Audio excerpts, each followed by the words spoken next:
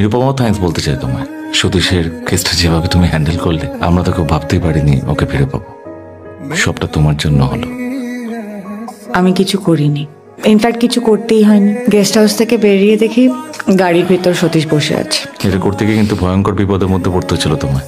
তুমি যখন ফোন করে আমাকে বলছিলে, আমি তো নিজেই শিওরে উঠেছিলাম। ইনফ্যাক্ট আমি জানি না আমি নিজে ওই জায়গায় থাকলে কি করতাম। সবকিছু কি আর প্ল্যান মাফিক হয়?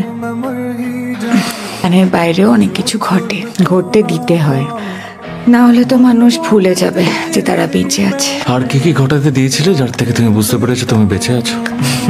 একটা লম্বা ছুটি, বন্ধুর শালাকে বাঁচানো। আচ্ছা শোনো, তোমরা যখন জানতেই পারলে যে সতীশ হসপিটালে ভর্তি হয়ে গেছে, তুমি আর নিরুপমা গেলে না কেন কে আনতে ওখান থেকে? কি অদ্ভুত। পাগল নাকি? পাছে ও পালিয়ে যায় সেইভাবে নিজে দিদিই গেল না তো? আমি আসলে ডিস্টার্ব করতে চাইনি তোমাদের।